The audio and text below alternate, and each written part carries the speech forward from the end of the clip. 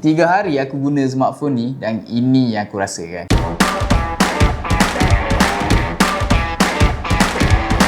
Nak beli phone, tablet, aksesori Android atau iPhone? Tak payah keluar rumah. Beli terus di FM Mall, mudah, cepat dan terus sampai depan pintu. Hai guys, balik kembali lagi. Kami lepas aku ada terima satu mainan baru iaitu Tecno Camon 50 Ultra. Masa mula-mula aku dapat ni, aku agak terkejut dengan spek atas kertas dia yang agak power dalam kelasnya dan banyak jugalah AI yang dimasukkan dalam smartphone ni. Tapi persoalan yang sebenar, adakah sekadar power atas kertas?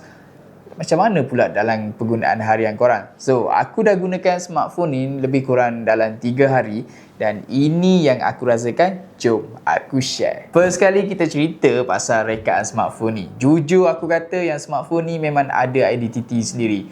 Berbanding dengan smartphone yang baru yang dikeluarkan oleh brand-brand lain yang aku rasa rekaan dia lebih kurang sama je. Macam Honor, macam Vivo kan. Tapi untuk Tecno kali ni memang dia bawa pendekatan yang sangat berbeza. Body dia ni agak nipis sekitar 7.75mm. Walaupun bateri dia besar tapi ringan untuk dipegang dengan satu tangan. Dan aku juga nasihatkan korang untuk pakai casing pada smartphone ni.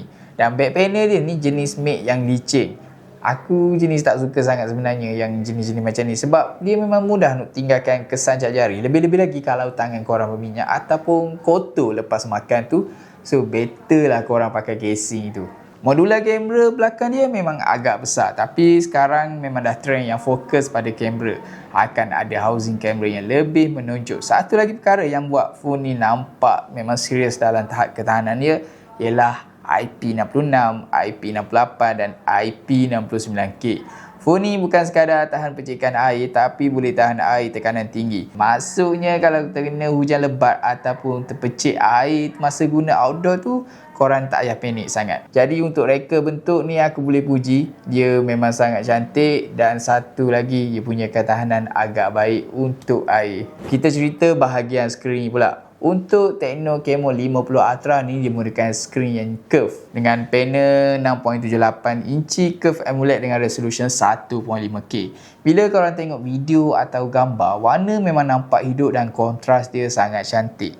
Hitam tu memang betul-betul pekat macam biasa kita boleh expect daripada skrin AMOLED. Refresh rate dia pula boleh sampai 144Hz berbanding model lain dalam kelasnya yang stay pada 120Hz. Walaupun 144Hz tapi dia stay kepada penggunaan korang. Kalau sekadar untuk swipe ataupun gunakan apps yang ringan, korang boleh dapat refresh rate yang tinggi. Tapi kalau untuk kebanyakan game, dia akan stay kepada 120Hz biasanya lah. Dan aku boleh kata yang skrin smartphone ni memang agak best bila korang scrolling ataupun korang nak layan movie.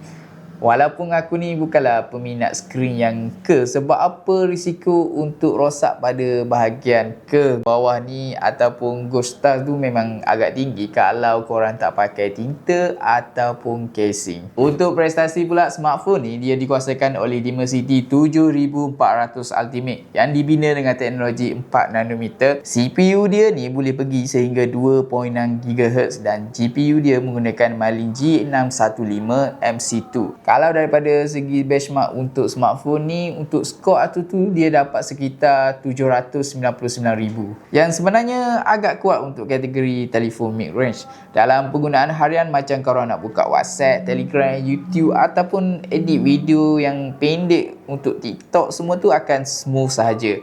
Gaming pun korang boleh layan dengan baik untuk kebanyakan game yang popular seperti PUBG, Mobile Legend ataupun COD. Cuma untuk korang yang jenis main game yang hardcore, korang akan terasa haba tu selepas korang main game dalam tempoh masa yang lama.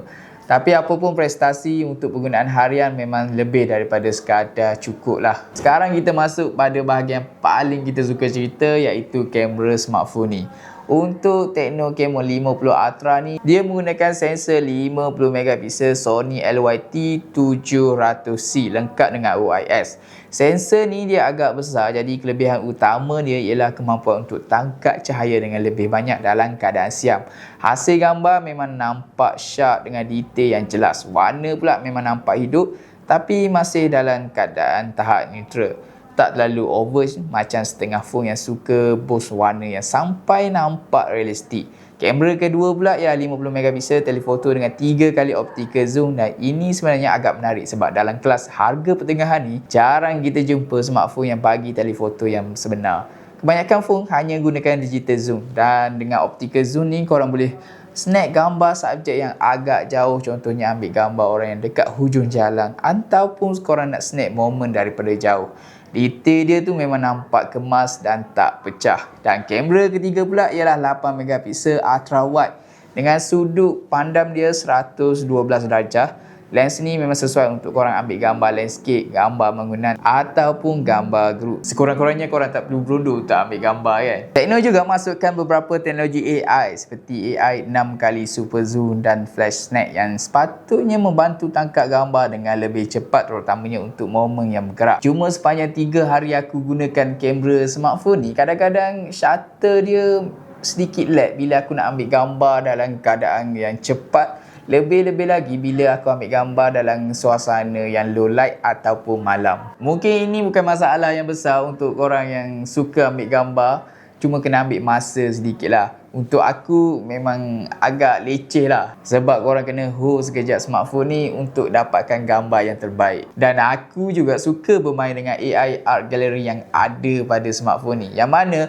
korang boleh tukar style gambar, boleh tukar latar belakang, malah boleh tukar baju korang. Agak fun lah untuk korang yang suka hasilkan kandungan yang kreatif tu. Daripada segi bateri pula, untuk Tekno Camon 50 Ultra ni dia dibekalkan dengan bateri 6500 mAh.